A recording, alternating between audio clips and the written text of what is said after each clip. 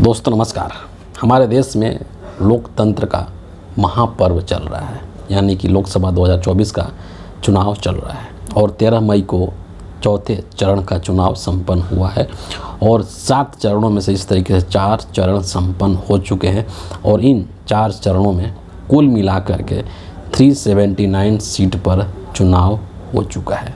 कुल 543 सीटें हैं और 543 में से 379 सीट्स पर अब तक चुनाव हो चुके हैं। चुनाव का क्या रुझान आ रहा है, इसको लेकर के आप सबको पता है कि अभी तक इंडिया अलायंस काफ़ी बेहतर पोजीशन में है और नरेंद्र मोदी एनडीए जो अलायंस है वो पिछड़ती हुई नज़र आ रही है, हर फेज में पिछड़ती हुई नज़र आ रही है। लेकिन इस वीडियो के अंदर आज हम लोग उत्तर प्रदेश की 2 घटनाओं के बारे में चर्चा करेंगे, जिक्र करेंगे, जो कि बेहद महत्वपूर्ण है इस देश के लिए और इस देश के लोकतंत्र के लिए। जो लोकतांत्रिक प्रक्रिया है चुनाव की, उसके लिए भी एक बहुत ही महत्वपूर्ण ये पॉइंट्स हैं जिसको कि आज हम डिस्कस करने वाले हैं। सबसे पहले उत्तर प्रदेश के अंदर कन्नौज जो लोकसभा सीट है उसके बारे में जिक्र करेंगे। आपको पता है कि कन्नौज लोकसभा सीट उत्तर प्रदेश में उस समय चर्चा का विषय बन गया, एक हॉट सीट बन गया जब समाजवादी पार्टी के मुखिया अखिलेश यादव ने यह घोषणा किया कि मैं कन्नौज से चुनाव लड़ने जा रहा हूं। और 13 मई को जो चौथे चरण का चुनाव हुआ उसमें कन्नौज लोकसभा सीट पर भी चुनाव था और वहां पर कुछ ऐसी अप्रत्याशित घटनाएं घटी जिससे कि खुद अखिलेश यादव को वहां पर भाग करके जाना पड़ा।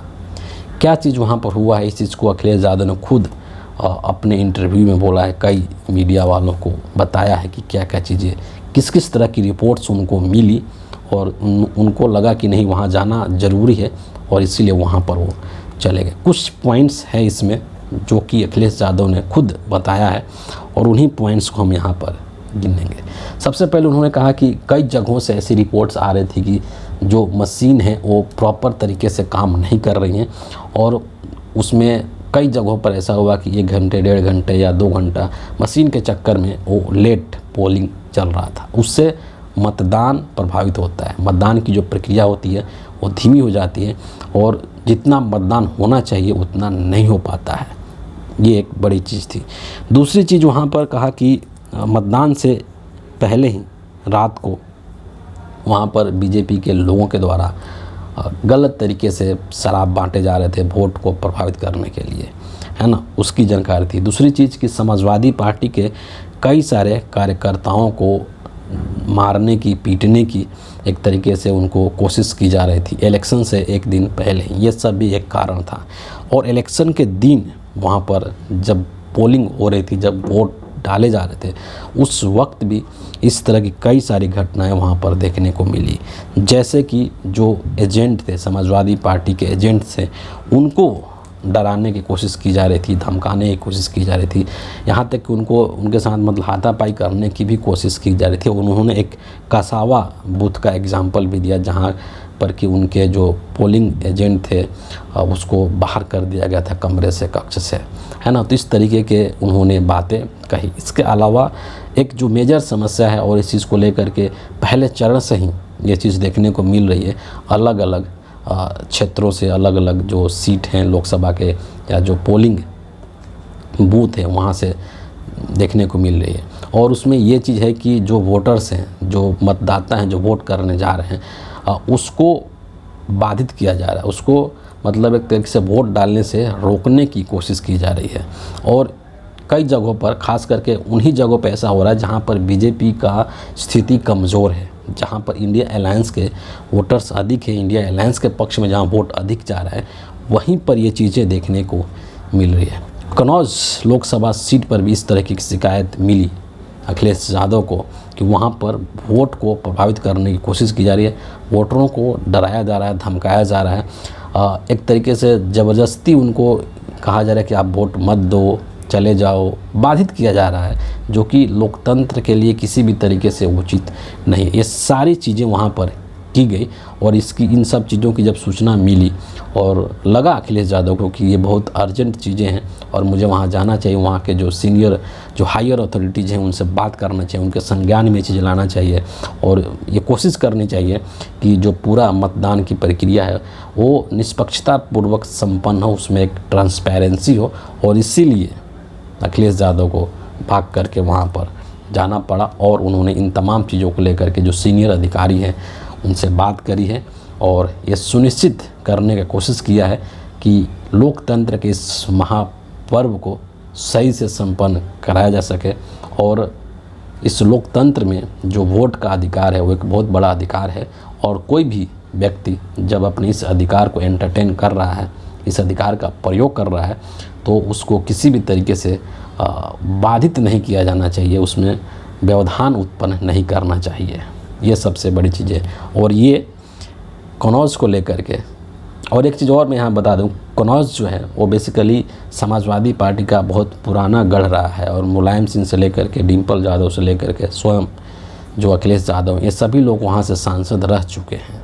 लेकिन 2019 के अंदर कुछ ऐसा हुआ कि ये जो सीट था कन्नौज का, ये बीजेपी के पास चला गया और जो सुब्रत पाठक हैं उन्होंने वहाँ पर जीत दर्ज कर दी, वो जीत गए।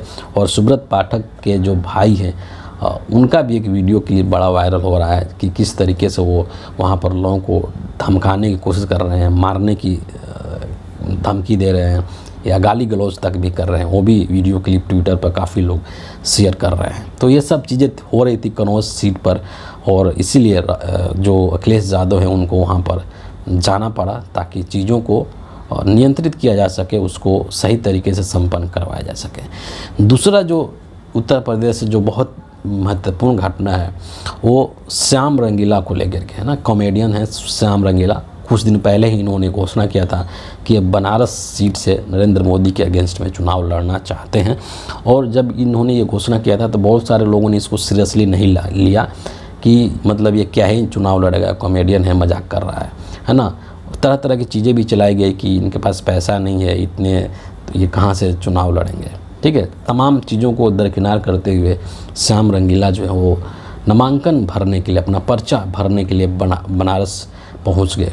उसके पहले कि ये भी चलाया गया खबर कि श्याम रंगीला के पास 10 प्रस्तावक नहीं हैं, तो कहाँ से वो पर्चा भर देंगे।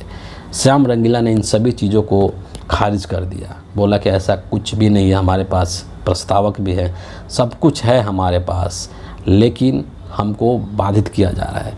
और जब सब कुछ तैयार करके ये बनारस पहुँचे वहाँ पर अपना नामांकन के लिए, तो वहाँ पर इनको नामांकन फॉर्म नहीं दिया गया। पहले तो इन्होंने इस चीज़ का शिकायत करी कि जो नामांकन भरने की प्रक्रिया है उसको इतना जटिल बना दिया गया है जो कि अनावश्यक है, जिसकी कोई ज़रूरत ही नहीं है।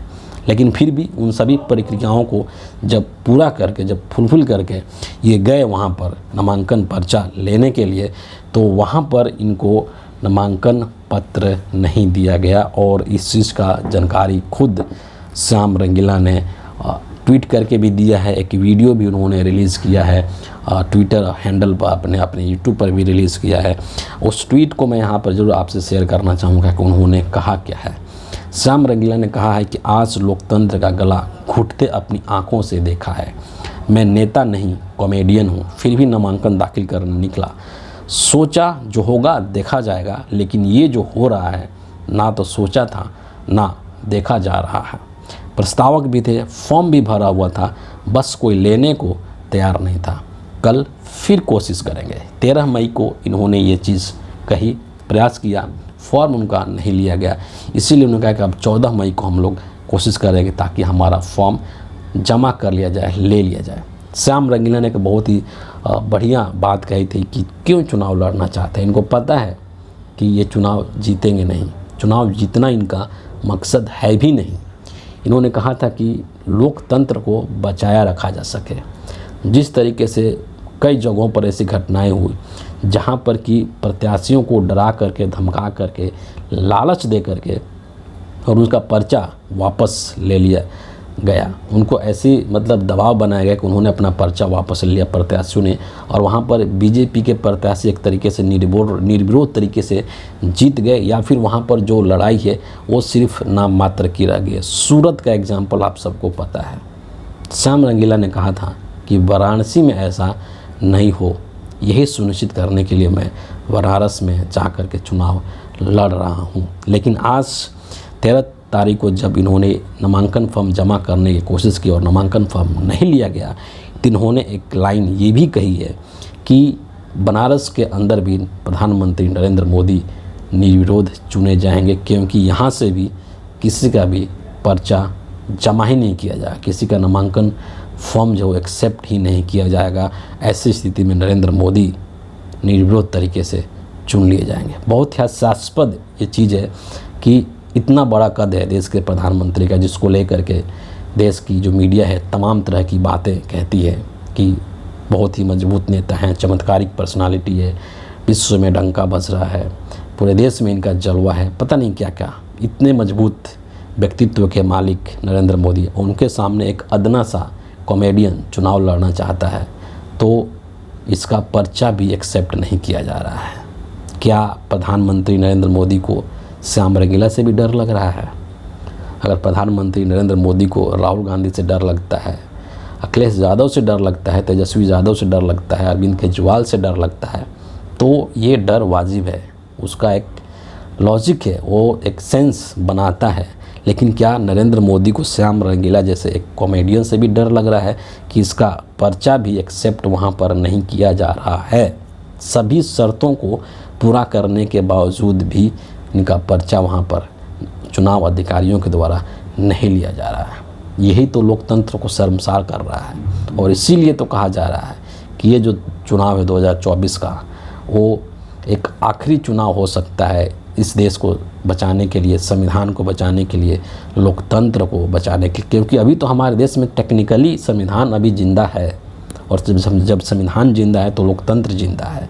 तो जब संविधान है, लोकतंत्र है, तब इस तरह की चीज़ें की जा रही हैं, है ना, कि प्रत्याशियों को डरा करके, धमका करके, पैसे के लालच से उनको बैठा दिया जा रहा है, चुनाव ही लड़ने नहीं दिया जा रहा है। पर्चा कोई भर रहा है, उसका पर्चा एक्सेप्ट नहीं हो रहा है। तो सोचिए कि जिस दिन संविधान ये ख़त्म हो जाएगा, जिस दिन लोकतंत्र ये ख़त्म हो जाएगा, उस दिन स्थिति क्या होगी, इस चीज़ की कल्पना आप कर सकते हैं।